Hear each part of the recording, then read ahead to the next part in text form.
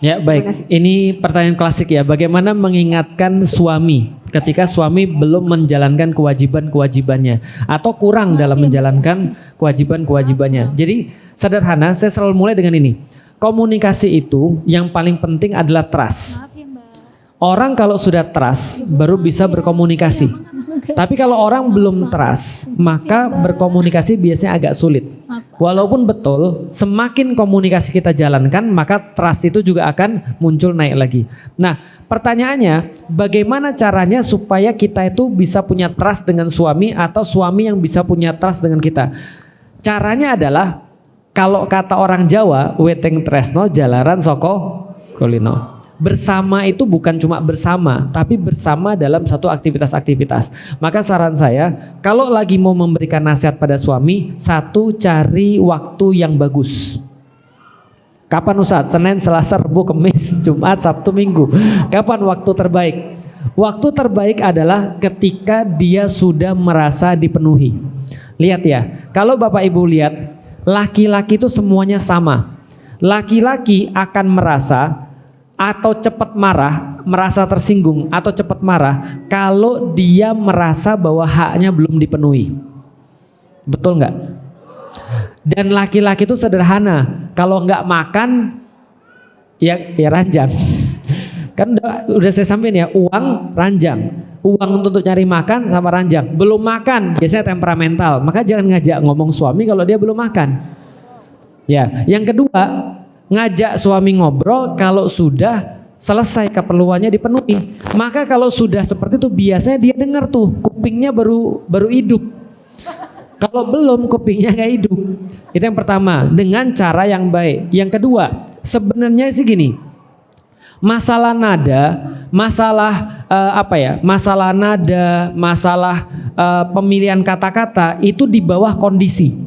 Jadi kalau kondisinya sudah tepat, kita mau ngomong langsung pun dia juga akan dengerin.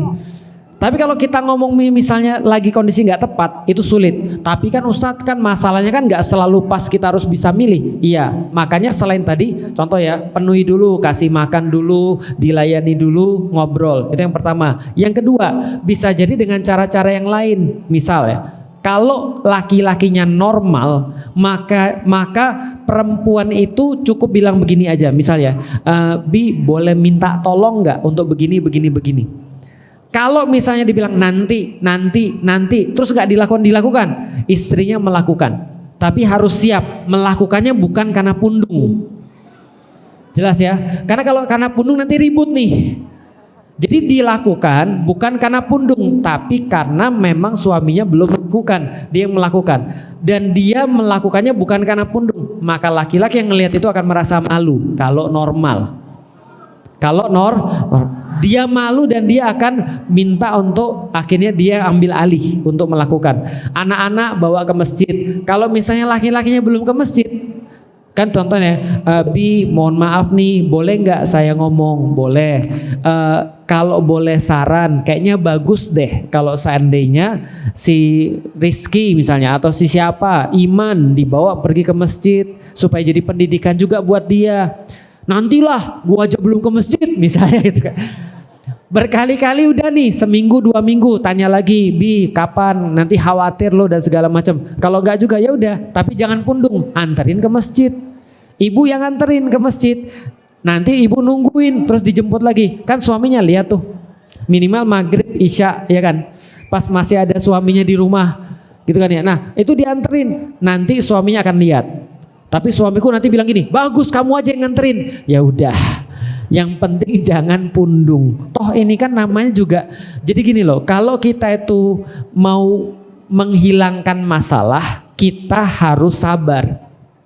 Ngomongnya harus sabar, ngomongnya jangan sampai menghilangkan harga dirinya dia. 2 itu aja sih sebenarnya.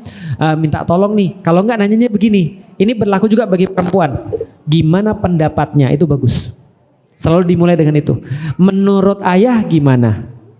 Menurut ayah kalau kayak gini gimana? Itu bagus tuh. Jangan diputusin langsung. Kamu anterin anak pergi ke masjid. Nah itu jangan tuh. Itu ribut yakin saya. Baik-baik suaminya mau ke masjid jadi gak jadi tuh. Saya kalau kayak gitu anterin suami, ini anakmu antri ke masjid. Gak jadi saya pergi ke masjid. Paham ya maksudnya ya. Menurut Abi gimana kalau ini? Menurut Abi gimana kalau begini? Itu lebih ramah di telinganya laki-laki. Intinya sih harga diri aja sih sebenarnya. Nah tapi usahakan tadi sudah dipenuhi keperluan-keperluannya. Itu lebih bagus. Makanya pillow talk itu penting. Gitu ya.